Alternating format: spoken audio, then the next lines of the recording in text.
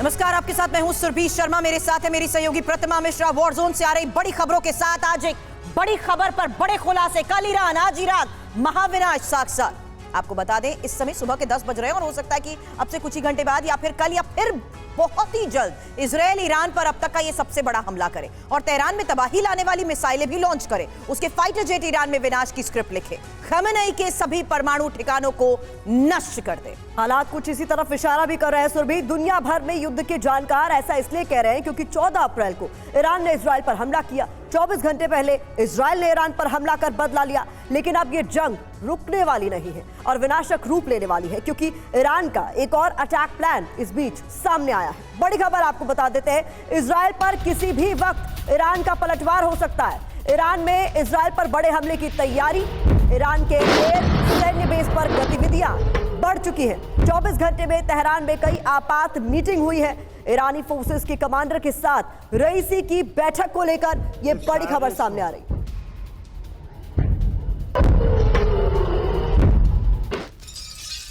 और पूरे ईरान में स्पेशल अलर्ट पर है सेना। एक और बड़ी खबर है क्योंकि सैनिकों की छुट्टियों को रद्द करने के आदेश दे दिए गए हैं। अलर्ट पर ईरानी एरोस्पेस मिसाइल फोर्सेस हैं और ईरान में कई जगह रूसी डिफेंस सिस्टम की तैनाती को लेकर भी बड़ी खबर सामने आई है। तो क्यों आखिर इस वक्त के हालात को देखते हुए बड़े सवाल उठाए जा रहे हैं। और कल ईरान, आज इराक, महाविनाश साक्षात। ये इसलिए क्योंकि जिस तरीके की तैयारी को लेकर बड़े संकेत मिल रहे हैं, इंफॉर्मेशन आगे उसी आधार पर होगी आपके सामने और एक्सपर्ट्स के साथ होगी चर्चा। क्योंकि इस वक्त बड़ी खबर यह है कि ईरान में कई जगह पर रूसी डिफेंस सिस्टम को तैनात कर दिया गया है। बड़ी खबर यह है कि अलर्ट पर ईरानी एरोस्पेस मिसाइल फोर्सेस है और ईरान में फिर बड़ी तैयारी, अरब में महायुद्ध। ये इसलिए कह रहे हैं क्योंकि इजरायल पर ईरान के बड़े पलटवार निश्चित है।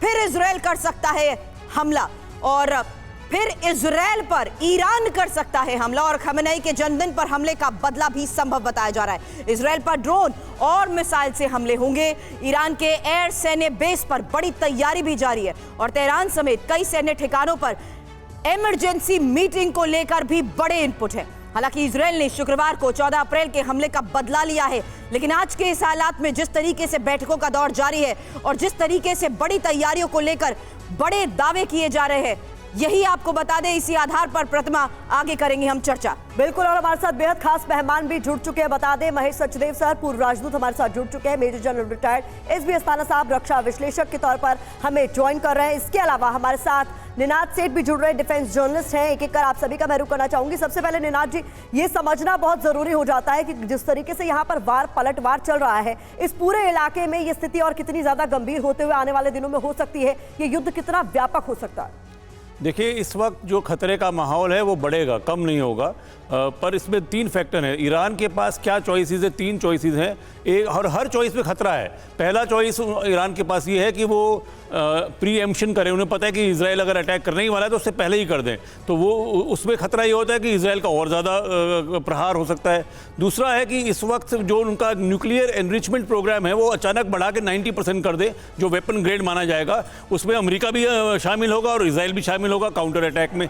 तीसरा वो है जो आज हम देख रहे हैं कि उनके जो प्रॉक्सीज हैं, चाहे वो सीरिया में हो या लेबनान में हिजबुल्लाह हो या उनके करीबन 20 प्रॉक्सीज मिडिल ईस्ट में हैं, और उनको एक्टिव करे और अमेरिका और इजराइल पे अटैक करे। इन तीनों चॉइसेस के जो खामियाजे हैं वो खतरनाक हैं। इसी तरह इजराइल ने जो किया कि एम्बेसी उड़ाकर एक तरह से उन्होंने न्यूट्रलाइज ज़रूर किया कि 4 बड़े खतरनाक जनरल्स मारे, लेकिन उसका जो खामियाजा अब इजराइल भर रहा है वो भी कम नहीं है। अमेरिका का प्रेशर है, इसलिए इजराइल अभी रुका हुआ है, वरना इजराइल। आपने कही अमेरिका का प्रेशर है। सचदेव सर से इस बारे में जवाब लूं उससे पहले एक और बड़ी खबर, क्योंकि ईरान को S-400 एयर डिफेंस सिस्टम रूस देगा। बहुत जल्द S-400 की डिलीवरी रूस करेगा और सीरिया में तैनात S-400 से ईरान की मदद पर भी बात। ये एक और इस वक्त सबसे बड़ी खबर इस हालात के बीच में इंपॉर्टेंट है, क्योंकि सीरिया में तैनात S-400 से ईरान की मदद पर बात हुई है और बात यह कि अब बहुत जल्द S-400 की डिलीवरी रूस की तरफ से होगी। अब ईरान को S-400 एयर डिफेंस सिस्टम रूस देगा। ये टाइमिंग बहुत ज्यादा इंपॉर्टेंट हो जाती है और S-400 की डिलीवरी रूस की तरफ से होगी। हमारे सहयोगी मनीष झा ने हमें ये खबर दी है। मनीष, क्या इंफॉर्मेशन इस बारे में, क्योंकि बड़ी और महत्वपूर्ण बात आपने बताई कि सीरिया में तैनात S-400 से ईरान की मदद पर भी चर्चा। जी हाँ, बिल्कुल सुरभि। देखिए, 13 अप्रैल को जब ईरान ने हमला किया था तब पूरी दुनिया ने देखा था कि किस तरह से अमेरिका ने, ब्रिटेन ने, फ्रांस ने, इन सब ने इजराइल की मदद की थी। उन मिसाइलों को खात्मा करने के लिए अमेरिका ने अपने पैट्रियट एयर डिफेंस सिस्टम का इस्तेमाल किया था। अब रूस यही प्लानिंग कर रहा है और ईरान को यही मदद चाहिए थी। पिछले महीने यानी मार्च में ईरान के 17 मेंबर का एक टॉप डेलीगेशन मॉस्को गया था और उसके बाद उसे S-400 के फैक्ट्री का विजिट भी कराया गया था और तब ये जानकारी दी गई थी कि हम जल्द ही आपको इसकी डिलीवरी भी देंगे। तो कहा जा रहा है कि बहुत जल्द आने वाले कुछ दिनों में आप देखेंगे कि रूस की तरफ से ईरान को S-400 बैटरी सिस्टम की डिलीवरी दी जाएगी। और इसके अलावा जो सीरिया में मौजूद रूसी S-400 सिस्टम है उससे भी एक रक्षा कवच तैयार किया जाएगा ताकि जब इजराइल हमला करे ईरान पर तो उस वक्त ईरान की रक्षा की जा सके इजरायली मिसाइलों से। इसीलिए ये खबर हर लिहाज से बहुत महत्वपूर्ण हो जाती है क्योंकि जिस तरीके से हथियारों की डिलीवरी अब यहाँ पर हो रही है, ये युद्ध और व्यापक हो सकता है। इस बीच देखिए, बड़ी खबर हमें मिल रही है। इराक की राजधानी बगदाद में बड़े धमाके को लेकर खबर सामने आ रही है। इराकी पॉपुलर फोर्स के सैन्य ठिकानों पर धमाके की खबर है। पश्चिमी मीडिया के हवाले से यह खबर सामने आ रही है जहां पर इराकी पॉपुलर फोर्स के सैन्य ठिकानों पर धमाका हुआ है। तस्वीर आपके सामने। और इराक में ईरान समर्थित गुट को बनाया गया निशाना। एक और बड़ी खबर आपको बता दें, इराक में ही ईरान समर्थित गुट को निशाना बनाया गया है। हमले में हशद अल शाबी को भारी नुकसान का दावा किया जा रहा है। आपको बता दें, पीपल्स वॉलंटियर फोर्स है हशद अल शाबी।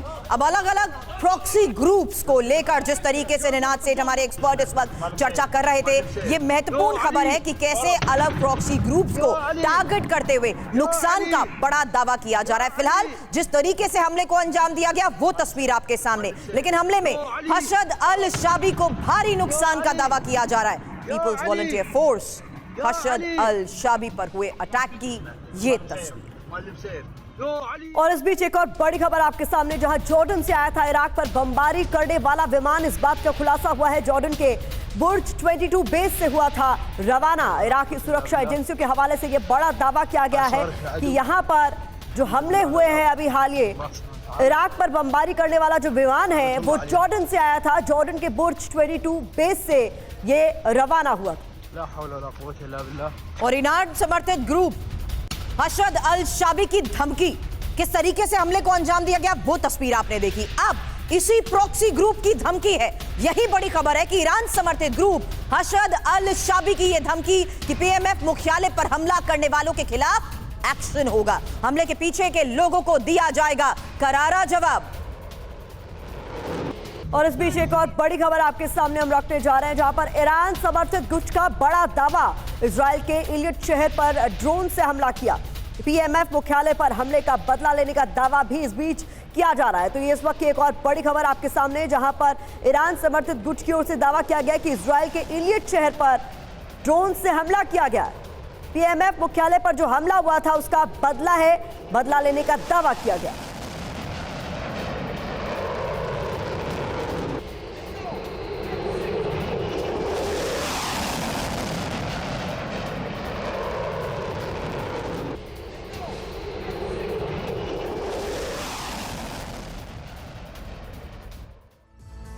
जिस तरीके से इजराइल एक्शन कर रहा है, ऑपरेशंस को अंजाम दे रहा है, इराक पर बारूदी बारिश कर रहा है इजराइल, क्या यह बदला पूरा हो गया? बड़ा सवाल, क्योंकि खबरें हैं कि किस तरीके से कई शहरों पर इजराइल ने बड़े हमलों को अंजाम दिया है। कई ठिकानों पर आईडीएफ की एयर स्ट्राइक हुई है, ईरानी समर्थित ग्रुप्स को टारगेट किया जा रहा है। प्रतिमा, तो देखिए खबर सामने आ रही है, ईरान समर्थित ग्रुप को तो टारगेट किया ही जा रहा है, इसके अलावा ईरान समर्थित जिहादी ग्रुप के ठिकानों को तबाह करने की खबर भी सामने आई है। इस बीच ईरान समर्थित ग्रुप ने बदला लेने की धमकी भी इस बीच दी है। ऐसे में यहाँ पर जो माहौल है तनावपूर्ण होता जा रहा है। बिल्कुल, लेकिन आगे इंफॉर्मेशन वॉल का रुख करना जरूरी है और उसी आधार पर आगे चर्चा भी करेंगे, क्योंकि इराक में ईरान के सहयोगी गुटों पर हुई एयर स्ट्राइक में जॉर्डन का नाम सामने आ रहा है। जी हां, एक और बड़ी खबर आपको बता रहे हैं और पश्चिमी थिंक टैंक ये आशंका जता रहे हैं कि ईरान को नुकसान पहुंचाने में जॉर्डन की धरती का हुआ है इस्तेमाल। इस बारे में चर्चा करते हैं फिलहाल, क्योंकि इंफॉर्मेशन वॉल पर सीधे आपके सामने वो मैप और वो लोकेशन भी रखेंगे, लेकिन उससे पहले अस्थाना सर, ये साफ हो चुका है कि ईरान समर्थित ग्रुप से अब बदले लिए जा रहे हैं। जाहिर सी बात है इजराइल इस बारे में वाकिफ था। हमास का एक सबसे बड़ा एग्जाम्पल, गाजा का सबसे बड़ा एग्जाम्पल उसके सामने, जहां अलग अलग फ्रंट से इजराइल का घेराव हुआ, क्या उसी के तहत इस वक्त उसी रणनीति को इजराइल अपना रहा है? देखिए, ईरान की रणनीति हमेशा से ये रही है कि प्रॉक्सी ग्रुप जितने भी हैं, चाहे हिजबुल्लाह है चाहे हमस है, उनके थ्रू इजराइल को नुकसान पहुंचाया जाए। अभी जो डायरेक्ट अटैक ईरान ने किया था वो इस कारण से किया था क्योंकि उनकी कॉन्सुलेट के ऊपर हमला किया गया, जो कि माना जाता है कि उनकी धरती पे हमला हुआ, इसलिए ये एक मजबूरी बन गई थी। लेकिन इस शैडो वॉर के दौरान दोनों आपने देखे होंगे अटैक, जब ईरान ने इजराइल के ऊपर अटैक किया उसमें भी कोई खास नुकसान नहीं हुआ, और इजराइल ने जो ईरान के ऊपर उसके बाद पलटवार किया उसमें भी कोई खास नुकसान नहीं हुआ। अब ईरान चाहेगा कि आगे की लड़ाई वो फिर से प्रॉक्सी के तरफ लड़े, और इसी हालत में जो इजराइल है उसको भी ये पता है कि इनके प्रॉक्सीज जो है मेरे ऊपर दोबारा हमला करेंगे। तो इजराइल इनके प्रॉक्सी, चाहे वो इराक में है, चाहे वो हिजबुल्लाह है, चाहे वो हमस है, उनके टारगेट करने की कोशिश करेगा।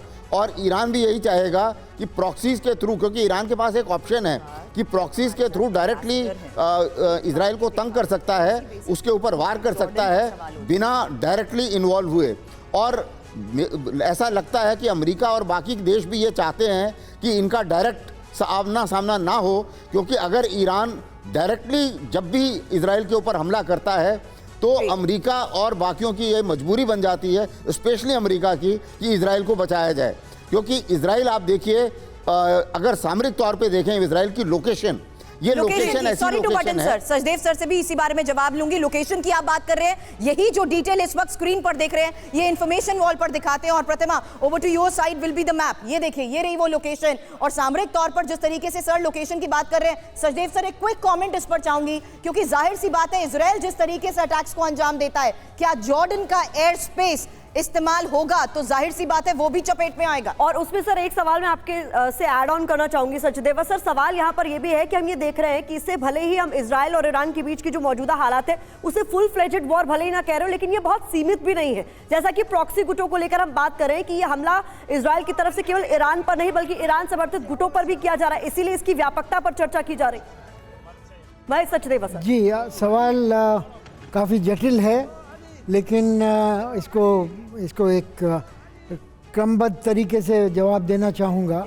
पहली बात तो ये है कि ईरान और इज़राइल में जो अदावत है, जो दुश्मनी है, वो तकरीबन 2600 साल पुरानी है, ऐतिहासिक है, जिसमें नेबूचादनेज़ार ने जेरूसलम को सैक किया था और यहूदियों को किंगडम को नष्ट कर दिया था और सारे यहूदियों को दास बना के अपने बेबीलोनिया ले गया था।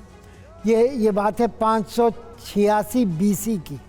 तब से दोनों के बीच में अदावत है, दुश्मनी है, और ये दुश्मनी जल्दी ख़त्म नहीं होने वाली है, जो एक सामाजिक तौर पर। दूसरी बात ये है कि इज़राइल न्यूक्लियर वेपन परस्यूट में कामयाब रहा है। वो उसको न्यूक्लियर पावर माना जाता है, हालांकि मानता नहीं है कि उसके पास परमाणु शस्त्र हैं। ईरान यही चाहता है, उसने देखा है कि सद्दाम हुसैन हो तो उसको अमेरिका उस पर हमला करता है, ख़त्म कर देता है, क्योंकि उसके पास न्यूक्लियर वेपन नहीं थे। लेकिन नॉर्थ कोरिया को नहीं ख़त्म करता है, तो क्योंकि नॉर्थ कोरिया के पास न्यूक्लियर वेपन्स हैं। क्योंकि आप ईरान ये चाहता है, अदावत का जिक्र कर रहे हैं, तो ये भी आपने साफ कर दिया है कि अदावत बहुत पुरानी है, तो इसका हल जल्दी निकल जाए इसके चांसेस कम ही नजर आते हैं। मैं आपसे जवाब लूंगी, लेकिन इस बीच एक बड़ी खबर सामने आ गई है। इजराइल को ईरान के विदेश मंत्री की धमकी को लेकर बड़ी खबर है, जहां पर ईरान पर हमला किया तो अंजाम खतरनाक होगा, अगली बार और बड़ा हमला करेगा ईरान, ये विदेश मंत्री की तरफ से साफ कर दिया गया है। तो यहाँ पर एक दूसरे को धमकाने का सिलसिला भी लगातार जारी है, वार पलटवार तो हो ही रहे हैं, लेकिन बयानबाजी भी जारी। और ईरान को G7 देशों की गंभीर चेतावनी। एक और बड़ी खबर, बैलिस्टिक मिसाइल को लेकर चेतावनी है। ईरानी मिसाइल की सप्लाई से तनाव बढ़ेगा, G7 देशों की तरफ से ये साफ तौर पर कहा जा रहा है। और चेतावनी ये बैलिस्टिक मिसाइल को लेकर है, ईरान को G7 देशों की ये गंभीर चेतावनी।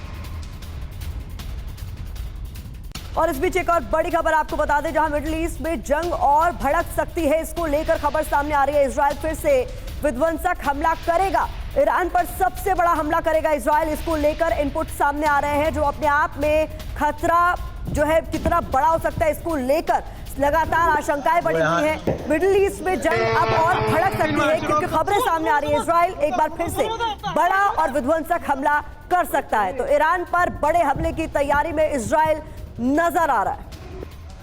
तो ये बड़ी खबर आपको बता रहे हैं, ईरान पर सबसे बड़ा हमला करेगा इजराइल, यानी अब तक हुए हमलों से भी बड़ा हमला करने को लेकर ये बड़ी खबर सामने आ रही है, जहां पर इजराइल की ओर से अभी भी कुछ और बड़े हमले किए जा सकते हैं। तो बड़ी खबर बता रहे हैं, यहां पर एक तरीके से ईरान की तरफ से साफ कर दिया गया कि अगर आपने हमला किया तो अंजाम उसका बहुत खतरनाक होगा, अगला जो हमला होगा वो और बड़ा होगा ईरान की ओर से। उधर ईरान को G7 देशों की गंभीर चेतावनी भी निकलकर सामने आई है, जहां पर कह दिया गया है बैलिस्टिक मिसाइल को लेकर ये पूरी चेतावनी है। और उधर इजराइल की मोर्चे से खबर है कि इजराइल अभी शांत नहीं बैठने वाला है, बड़ा हमला करने वाला है। कुछ और अपडेट्स के लिए सुरभि का रुख कर लेते। तो इजराइल की बड़ी तैयारी का जिस तरीके से प्रतिमा आप जिक्र कर रही है, एक और विनाशक हमला तय है, ऐसा क्यों कह रहे हैं? क्योंकि किसी भी वक्त इजराइल पर हमले की तैयारी को लेकर बड़ा इनपुट है। ईरान पर अब तक का सबसे बड़ा हमला करने की योजना है और ईरान पर तबाही लाने वाली मिसाइलें भी चल सकती हैं। तेल अवीव में ईरान पर हमले का ब्लूप्रिंट तैयार। एक बार फिर से आपको बता दें, मनीष, एक क्विक इनपुट इस पर मैं आपसे चाहूंगी। पिछले 24 घंटे में क्या इस बात का जवाब मिल पाया कि आखिर इजराइल की तैयारी क्या है, कैसे हमले को अंजाम देने वाले? देखिए, कल जब ईरान पर हमला हुआ उसके बाद IRGC ऑफिशियल्स का जो इन्वेस्टिगेशन है उससे वो इस बात पर कंक्लूजन में पहुंचे हैं कि जो ड्रोन था वो ईरान की टेरिटरी के अंदर ही फ्लाई किए गए थे, तो कहीं बाहर से नहीं आया था। इसलिए उसे ईरान अपनी संप्रभुता के खिलाफ हमला अभी नहीं मान रहा है, लेकिन उन्हें यह आशंका है कि इजराइल की तरफ से हमला किया जाएगा। और चूंकि इजराइल की सरकार पर भी बदला लेने का दबाव है, इसीलिए दोनों तरफ से तैयारी की गई है। इजराइल के नेशनल सिक्योरिटी मिनिस्टर तक ने भी प्रधानमंत्री नेतन्याहू का मजाक उड़ाया कि ये किस तरह का हमला है। तो इजराइल हमला करेगा, इजराइल हमला कर भी रहा है, लेकिन अभी वो इराक में, सीरिया में हमला कर रहा है। ईरान को लगता है कि किसी भी पल कभी भी ईरान पर भी हमला होगा और इसलिए उस हिसाब से ईरान ने तैयारी कर रखी है। और इजराइल को भी देखना है कि एक ऐसा मौका उसे चाहिए ताकि अमेरिका को इजराइल के साथ आने का बहाना मिल सके। इजराइल वही एक्सप्लोर कर रहा है। जी, बड़ी बात आप ये कह रहे हैं, लेकिन एक सवाल इस बीच ये है, शैडो वॉर के तहत क्या ईरान को रियल थ्रेट मानते हुए ये डायरेक्ट वॉर की हो चुकी है शुरुआत? इजराइल के हमलों के बाद खौफ में है हमास। इस वक्त एक और बड़ी खबर, हमास को अपने नेताओं पर बड़े हमले का डर है और नेताओं को सुरक्षित स्थानों पर पहुंचाने की कवायद को लेकर बड़ा इनपुट है। आपको बता दें, हमास ने इसके लिए 2 देशों से कॉन्टैक्ट किया है, संपर्क किया है। अपने राजनीतिक मुख्यालय को कतर से बाहर करने पर विचार कर रहा है हमास। सुमित चौधरी हमारे सहयोगी इस बारे में और इनपुट दे रहे हैं। सुमित, क्या खबर इस बारे में? सुरभि, लगातार जिस तरीके से इजराइल के हमले लगातार बढ़ते जा रहे हैं, खासतौर पे हमने देखा ना सिर्फ सीरिया में बल्कि हमने ये भी देखा कि दूसरी जगहों पर भी लगातार मोसाद एक्टिव है। तो ये कहा जा रहा है कि हमास को भी डर सताने लग गया है कि उसकी लीडरशिप को अब बड़ा खतरा है, क्योंकि अब इजराइल और बड़े हमले कर सकता है और उसकी टॉप लीडरशिप को पूरी तरीके से न्यूट्रलाइज कर सकता है। और इसी वजह से हमास ना सिर्फ अपनी टॉप लीडरशिप को 2 कंट्रीज में अलग अलग जगहों पर शिफ्ट करने की, सुरक्षित जगहों पर बात कर रहा है, बल्कि कतर में जो उसका हेडक्वार्टर्स है उसको भी शिफ्ट करने के लिए लगातार बातचीत कर रहा है। वो इसलिए भी क्योंकि हमास को ये अंदेशा है कि अब उनका मेन टारगेट इजराइल का ना सिर्फ कतर में हमास के ठिकाने होंगे, उसके बेसिस होंगे या फिर उसके हेडक्वार्टर्स होंगे, बल्कि उसके जो टॉप लीडरशिप है जो अलग अलग इलाकों से लगातार बातचीत करने के लिए, नेगोशिएशन करने के लिए इजराइल से बातचीत कर रही है, उसको भी सीधे तौर पर उनकी जानकारी इकट्ठा करके अब इजराइल टारगेट कर सकता है। सुरभि, शुक्रिया पूरी जानकारी के लिए। आगे भी इस बारे में आपसे इनपुट लेंगे, लेकिन इस बीच एक और सबसे बड़ी खबर का रुख कर रहे हैं, क्योंकि इटली के विदेश मंत्री का बड़ा बयान। यूएस को दी थी इजरायली हमलों की जानकारी। आईडीएफ ने यूएस को पहले से ही जानकारी दे दी थी, तो हमले में शामिल नहीं यूएस। इटली विदेश मंत्रालय का भी यह बयान अब सामने आ रहा है।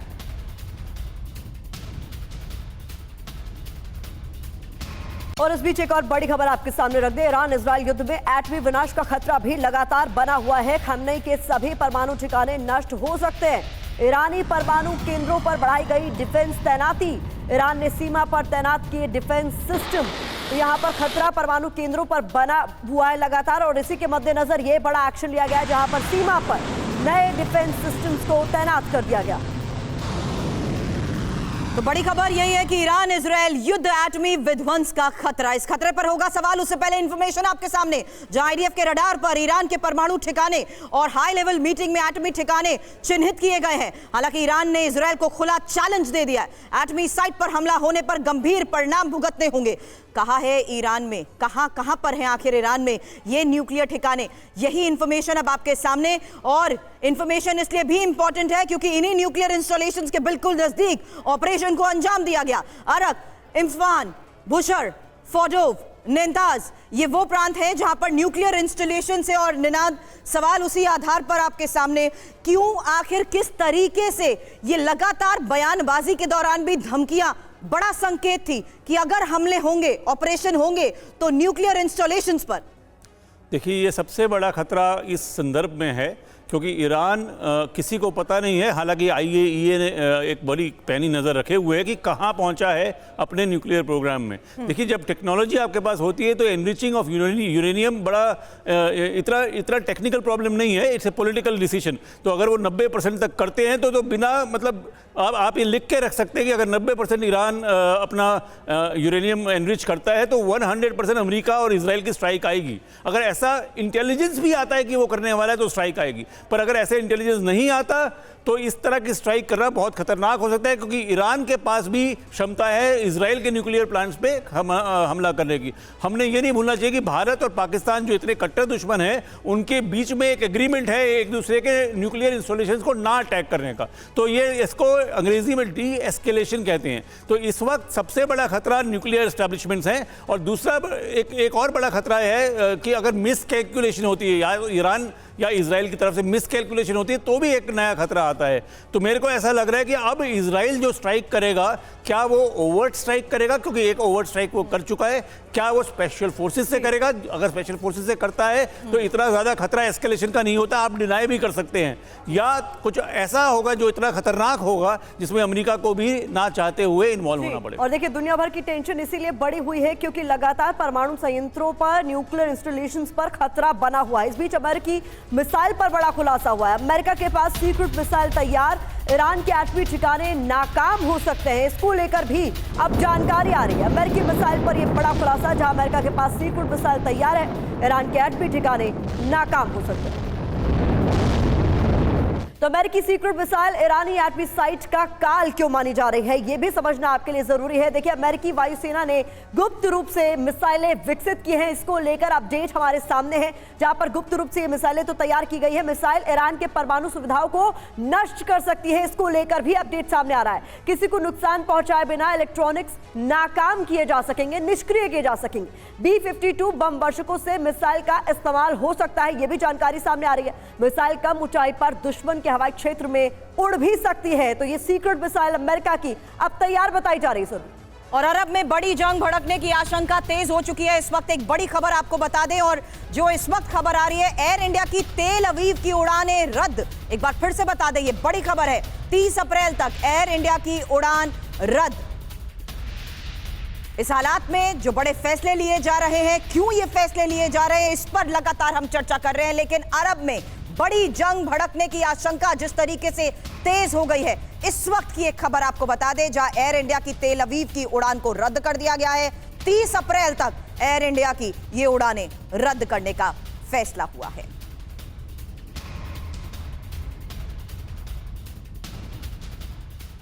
अब जब मिडिल ईस्ट में महाप्रलय तय है तो यह भी जानना जरूरी है कि अगले दौर की जंग कितनी भयावह हो सकती है। इंफॉर्मेशन आपके सामने, ईरान क्या कर सकता है, इजराइल का प्लान क्या है, डर्टी बॉम्ब का इस्तेमाल क्या ईरान की तरफ से होगा इस हालात में। वहीं 340 लड़ाकू विमान युद्ध के लिए तैयार इजराइल की तरफ से बताए जा रहे हैं। हाई एनर्जी इलेक्ट्रोमैग्नेटिक हथियारों की तैयारी को लेकर भी बड़ा इनपुट है। वहीं ईरान की कई शहरों पर हमले की इजराइल की तरफ से तैयारी को लेकर भी बड़े दावे किए जा रहे हैं। हालांकि इजराइल के न्यूक्लियर ठिकानों पर हमले को लेकर लगातार हम चर्चा कर रहे हैं, लेकिन इस बीच ईरान के कई शहरों पर हमले की तैयारी को लेकर इजराइल की तरफ से किए जा रहे दावे के तहत अस्थाना सर, इग्नाइट होती सिचुएशन में, मिडिल ईस्ट के इस हालात में what is the need of the hour, इस वक्त के हालात को कैसे मॉनिटर करते हुए फैसले हों?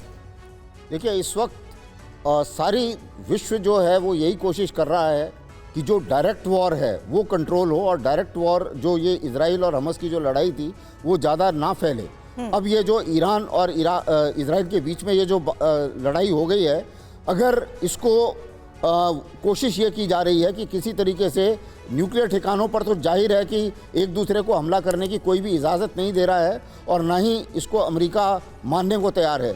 अमेरिका ने साफ साफ बताया हुआ है इजराइल को कि अगर आप ईरान के ऊपर डायरेक्ट हमला करते हैं तो हम आपके साथ उसमें नहीं हैं, आपको बचाने के लिए हम आपके साथ हैं, लेकिन हमला करने के लिए हम आपके साथ नहीं हैं, ऐसा उनको क्लियर कट बताया गया है। अब अगर इजराइल ने इस किस्म का और आगे एक्शन लेना है तो उसको अपने अकेले अपने बलबूते पर लेना पड़ेगा। तो इस चीज़ को मद्देनज़र रखते हुए ऐसा अंदेशा नहीं है कि डायरेक्ट लड़ाई में और ज़्यादा एस्केलेशन होना चाहिए, लेकिन तैयारी दोनों कर रहे हैं और तैयारी दोनों करते रहेंगे। वार पलटवार जिस तरीके से हो रहा है सर, इस पूरे इलाके में इस वक्त टेंशन ऑल टाइम हाई बताई जा रही है। सचदेव सर, सवाल मेरा यहाँ पर है कि हमने देखा है कि ईरान इजराइल के अस्तित्व को नकारता रहा है और उसकी खात्मे की वकालत करता रहा है, वहीं इजराइल भी मानता है कि ईरान उसके अस्तित्व के लिए खतरा है। ऐसे में ये जो सिचुएशन है, जो हालात है, ये कितने और बिगड़ सकते हैं? देखिए, जो उभय पक्षी युद्ध की संभावना है, उससे पहले कई और स्टेजेस आएंगी जिसमें कि इजराइल और अमेरिका के इंटरेस्ट जो गल्फ एरिया में हैं उनको थ्रेटन किया जा सकता है, तेल के उत्पादन पर असर पड़ सकता है और स्ट्रेट ऑफ हॉर्मुज से जो तेलों की आवाजाही होती है उस पर भी असर पड़ सकता है। रेड सी में पहले से ही तनाव है और मैरीटाइम कॉमर्स की दिक्कत आ रही हैं, तो ये सब चीज़ें बड़ी जटिल हैं और इनका दूरगामी प्रभाव होगा। जो अगर जीसीसी कंट्रीज जो गल्फ में हैं वो माने जा रहे हैं कि वो इजराइल के समर्थक बन गए हैं, तो ईरान उनसे बदला ले सकता है। इस तरह के कई उदाहरण दे सकता हूं। और ये स्पेकुलेशन भी बहुत जरूरी है सर, क्योंकि जो बात आपने कहा कि किस तरीके से इसका पूरे मिडिल ईस्ट के बदलते हालात का पूरे विश्व पर असर पड़ सकता है, उस लिहाज से ये बहुत इंपॉर्टेंट है। वहीं उत्तर कोरिया ने अब फिर मिसाइल परीक्षण किया है। एक और बड़ी खबर, अमेरिका और दक्षिण कोरिया से तनाव के बीच परीक्षण को लेकर खबर बड़ी है, क्योंकि super large cruise missile launch की गई है। एंटी एयरक्राफ्ट मिसाइल का परीक्षण हुआ है। उत्तर कोरिया ने परीक्षण की तस्वीरें जारी की हैं, ये देखिए वो तस्वीरें।